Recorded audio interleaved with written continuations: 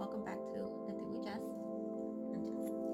And today, I wanted to do a really quick video about just in general, like if you're feeling emotionally drained.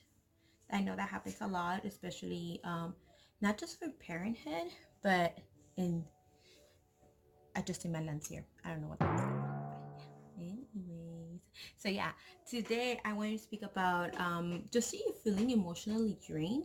I know that happens a lot as a parent or just in general, just any person. You just feel like you had a long week, things of that sort. So I wanted to tell you guys about a little trick that well, not a trick, it's just something that I do. And so what I do is I write in a journal.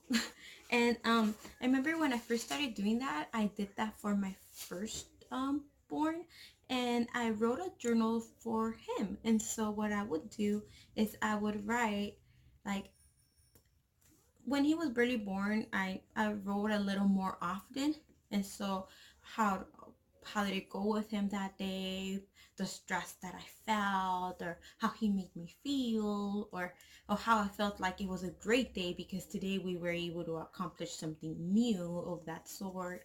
Or it was like, and then like as he got a little older, 6, 7, 8 months, it started to just, I would do an entry maybe once a week or things of that sort. But it's just writing things down. Sometimes it's like you could go back to it. Like now, like not so long ago, I went back and I read it and I was like, oh my God, like I was at a dark state. Like, oh geez. But I'm gonna share that with my son someday, and he's gonna know that. And I think that's pretty neat for him to have a little part of like something raw from his mom, and this is what it was like just to be with him. And I know with my daughter I didn't really do it so much because I don't have that much time, and so with her things been a little better. But what I do like to do sometimes is write 5 good things that you were grateful for. Then this is good goal for a person who either has a child or doesn't have a child, or it doesn't matter. I think this will be really good for you anyway, because what it does, I mean, especially if you had a very overwhelming day, like at the end of your day when you're just like, I'm done with today. So get your notebook out and just write 5 things you're grateful for. And and that's gonna make you just like reflect on your day. And even though everything went like not how you expected, um you could still find 5 things that were good and that you were grateful for that happened that day. And then what it does is it pushes our mind to see things from a different perspective, especially if you're like fixated on the specific problem that ruined your whole day. Well, if you try to stop thinking about just that and everything else that happened at that day, you will be surprised of how many good things actually did happen if you're just so fixated on the one thing that went wrong. So yeah, guys, like, 1 second, because I was gonna be making my tea. Hold on.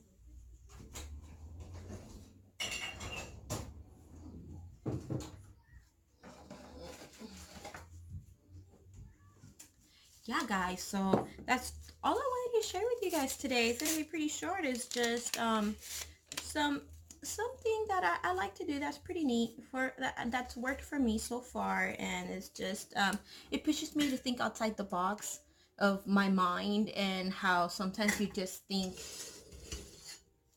you're in this like negative mindset because things didn't go your way. And so then when you really put things into perspective, you realize that although that one thing went wrong, there must be at least 5 things that went well. So for one bad thing, there has to be like 5 things. At least that's like the ratio, that the way I see it. And I know sometimes like a lot of more things happen that are bad. And so in your day, like traffic jam or getting fired or whatever the case, like there has to be something good. Always try to find the good. That's like the main thing. Like, look at the positive, bright, like the bright side. Like I always tell my husband, like when he gets upset, I'm like, well, look at the bright side. And sometimes I play devil's advocate with him because I just enjoy it. And it takes him off sometimes, but I get him to see the point, and then he understands, and then he'll be like, okay, fine, like I get it. But if you don't have anybody to play devil's advocate with you, then you do that with yourself. Like, if you're upset about it, okay, so now let's say like, and then you put yourself in another scenario with the same situation, and how would you have reacted? And you realize that maybe you overreacted. So yeah, guys, this is just a little pep talk kind of thing that I wanted to do today. Hope you enjoy the rest of your week, and I hope you could kind of implement this. I know sometimes they're like, oh, I'm so tired at the end of the day, I don't want to write, but make it a habit to just, when it, especially on the most overwhelming days, you don't have to do it every single day, but if you could, that's great. But if on the day that like everything went to crap, then get a paper, get a pencil, pen, whatever you have, or make it on your notes on your phone if you're more lean towards like technology. And do that. But do whatever works best for you guys.